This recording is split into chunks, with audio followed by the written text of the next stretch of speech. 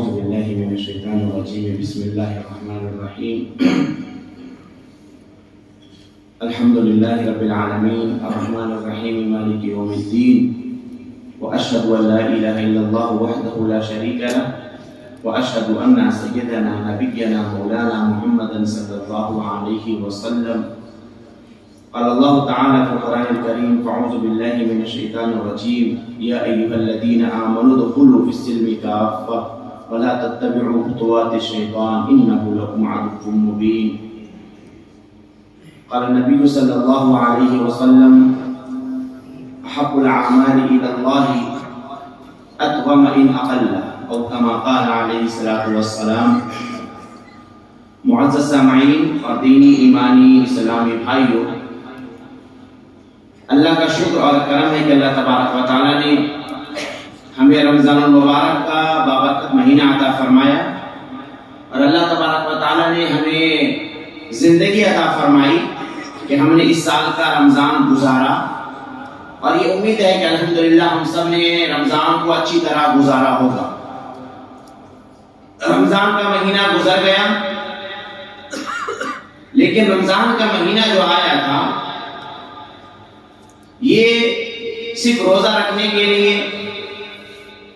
افطار کرنے کے لیے، سحری کھانے کے لیے، تراویح پڑھنے کے لیے یا عید کے لیے کپڑا سلوانے کے لیے نہیں آیا تھا، بلکہ رمضان کا مہینہ ہمیں کچھ سکھانے، سمجھانے، بتانے آیا تھا۔ رمضان کے بعد کی زندگی سے اس کا اندازہ لگے گا کہ ہم نے رمضان سے کیا سیکھا، کیا نہیں سیکھا۔ وہی شخص کامیاب اور کامران ہے جس نے رمضان کے سبق کو سیکھا اور اس سبق کو زندگی بھر یاد رکھے گا، کیونکہ ہمارا جو اللہ ہے وہ ہمیشہ رہنے والا ہے۔ ہم رمضان کے بندے نہیں ہیں، ہم رحمان کے بندے ہیں۔ ہم رمضان کے بندے نہیں ہیں، ہم رحمان کے بندے ہیں۔ جو رمضان کا بندہ ہوگا وہ صرف رمضان میں عبادت کرے گا، اور جو رحمان کا بندہ ہوگا وہ پورے سال عبادت کرے گا۔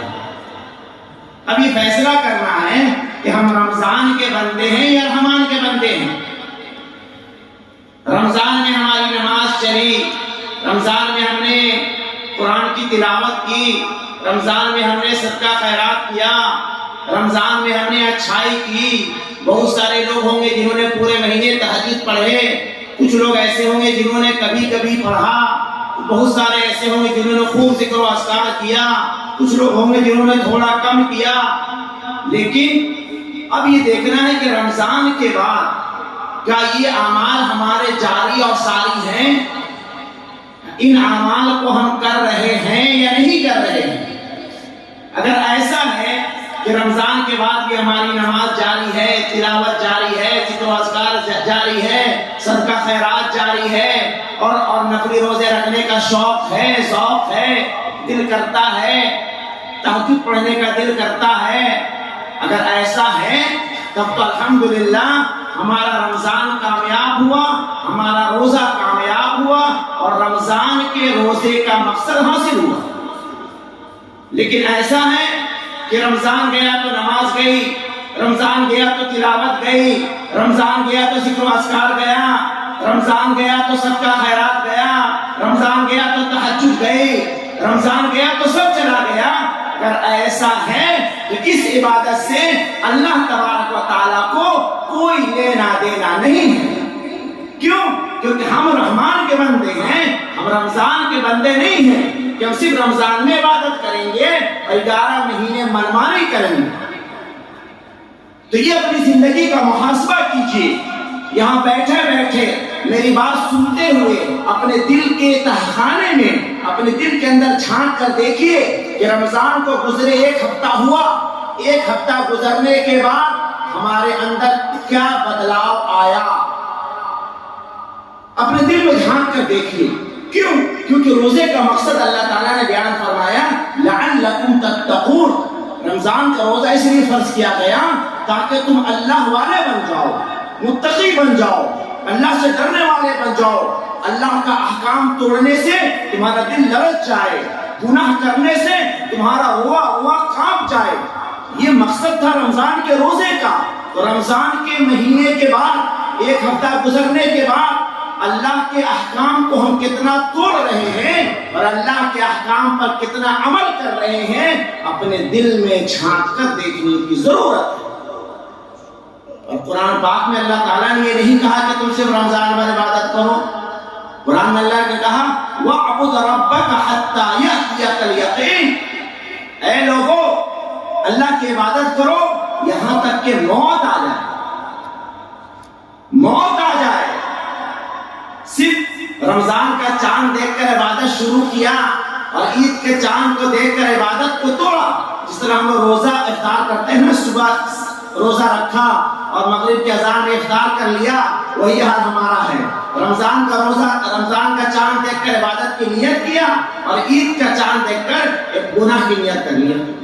اب 11 مہینے تو گناہ کرنے، ایک مہینہ ہم نے بہت کام کر لیے، بہت نماز پڑھ لی، اب 11 مہینے اپنی زندگی کو گزاریں گے۔ میرے بھائی اگر ایسا ہے، یہ سوچ ہے تو ہمیں اس کو بدلنی چاہیے۔ اللہ تعالیٰ ہمیشہ سے اور ہمیشہ رہنے والا ہے اور اللہ کو یہی ہم سے توقع ہے۔ قرآن پاک میں اللہ تعالیٰ نے فرمایا یا ایھا الذین آمنوا ادخلوا فی السلم کافہ ولا تتبعوا خطوات الشیطان انہ لکم عدو مبین، اے لوگو اسلام میں پورے داخل ہو جاؤ۔ تمہاری زندگی کا ہر منٹ، ہر سیکنڈ ایسا ہو جیسے تم اسلام میں داخل ہو چکے ہو اور تم پکے مومن ہو، پکے مسلم ہو، اللہ کے احکام کے سامنے تم سر جھکانے والے ہو۔ فرمایا وَلَا تَتَّبِعُوا خُطُوَاتِ الشَّيْطَانِ، شیطان کے راستے پر مت چلنا، اِنَّهُ لَكُمْ عَدُوٌّ مُبِينٌ، شیطان تمہارا دشمن ہے۔ شیطان چاہے گا تم نماز نہ پڑھو، شیطان چاہے گا تم قرآن نہ پڑھو، شیطان چاہے گا تم سچ نہ بولو، شیطان چاہے گا تم حرام خوری کرو، شیطان چاہے گا تم حرام کھاؤ، شیطان چاہے گا تم تہجد نہ پڑھو، شیطان چاہے گا تم ذکر و اذکار نہ کرو، شیطان چاہے گا تم گالی گلوچ کرو، شیطان چاہے گا کہ تم رمضان کے تمام اعمال کو برباد کر دو، شیطان چاہے گا یہ۔ اب تمہارے اوپر ہے تم شیطان کی بات مانتے ہو یا رحمان کی بات مانتے ہو۔ اب تمہارے اوپر ہے تم شیطان کی بات مانتے ہو یا رحمان کی بات مانتے ہو۔ تو سن لو، اگر تم شیطان کی بات مانو گے تو جہنم میں جاؤ گے اور رحمان کی بات مانو گے تو جنت میں جاؤ گے۔ یہ ہماری زندگی کے حالات ہیں۔ کہنے کا مقصد یہ ہے رمضان نے ہم کو جو نماز کی پابندی سکھائی، رمضان نے جو ہم کو قرآن سے محبت سکھایا، رمضان نے جو ہم کو صدقہ خیرات دینے کا جذبہ سکھایا، رمضان نے جو ہم کو ذکر و اذکار کا جذبہ سکھایا، میرے بھائی گزارش ہے اس جذبے کو پوری زندگی قائم رکھنا ہے۔ اگر کامیاب ہونا ہے اس جذبے کو پوری زندگی کے لیے قائم اور دائم رکھنا ہے، تبھی ہماری زندگی کامیاب اور کامران ہوگی، ورنہ ہمارے کامرانی اور کامیابی کا کوئی راستہ نہیں ہے۔ اسی لیے علماء کرام نے فرمایا اگر تم کو یہ چیک کرنا ہو کہ رمضان کے ہمارے اعمال کامیاب ہوئے کہ نہیں ہوئے تو کیسے چیک کرو گے؟ کوئی مشین آئی ہے؟ کوئی مشین تو نہیں آئی ہے کہ بھائی رمضان کے عبادت کو کیسے چیک کرنا ہے، لیکن علماء نے بتایا ایک مشین ہے۔ مشین کیا ہے؟ رمضان کی بات کی اپنی زندگی دیکھو، اگر رمضان کے بعد کی تمہاری زندگی اللہ والی ہے اس کا مطلب کہ رمضان کی تمہاری عبادت کامیاب ہوگی، لیکن رمضان کے بعد کی زندگی گناہوں والی ہے اس کا مطلب کہ تم نے بس بھوکے رہے، تم نے سحری کھایا، اچھے آئٹم کھائے، کپڑے پہنے ہیں، اللہ کے ہاں یہ عبادت قابل قبول نہیں ہے۔ اور اللہ کے رسول نے فرمایا احب الاعمال الی اللہ ادومها ان اقل، اللہ کو وہ اعمال پسند ہیں جو تھوڑے ہوں لیکن ریگولر کیے جانے والے۔ اللہ کو کون سے اعمال پسند ہیں؟ تھوڑے ہوں۔ مطلب کیا ہے؟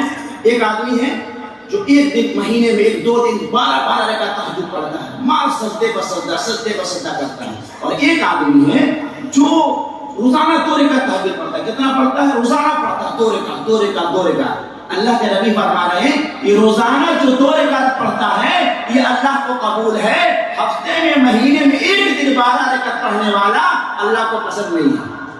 احب الاعمال الی اللہ ادومها ان اقل، اللہ کو اعمال پسند ہے جو تھوڑے ہوں لیکن ریگولر ہوں. آپ سے گزارش ہے، بات کو ختم کروں گا میرے بھائی. جس طرح رمضان میں ہم نے عبادتیں کی، نماز کی پابندی کیجیے. یہ نماز ہماری آخرت کی کھیتی ہے.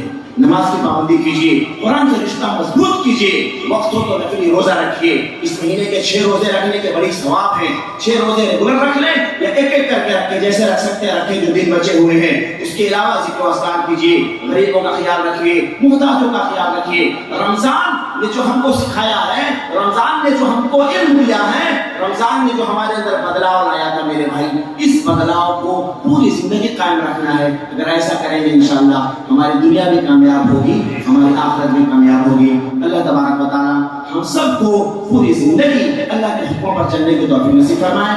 اور رمضان کا جو مہینہ گزر کے اس کے لیے دعائیں کیجیے. علماء کے بارے میں آتا ہے، علماء کرام رمضان گزرنے کے بعد 6 مہینہ دعا کرتے تھے اللہ تو رمضان کے مہینے کے بعد قبول فرمائے. کتنا دعا کرتے تھے؟ 6 مہینے تک. ہم تو 6 دن میں نہیں کی ہوں گے. کتنے لوگوں نے دعا کیا اور رمضان کے بعد 6 دن میں نہیں کی ہوں گے. ہم نے سوچا بس اب ہو گیا، اتنی عبادت زیادہ کر لیا. تو علماء اکرام کا معمول تھا، اللہ والا کا معمول تھا کہ رمضان گزرنے کے بعد 6 مہینے دعا کرتے تھے، اے اللہ میرے رمضان کے بعد کی عبادت کو قبول فرما لے. دعا کیجیے کہ اللہ تعالیٰ ہم سب کے رمضان کی عبادت کو قبول فرمائے اور پوری زندگی اللہ تبارک و تعالیٰ ہم سب کو اپنے راستے پر چلنے کی توفیق نصیب فرمائے. وآخر دعوانا الحمدللہ.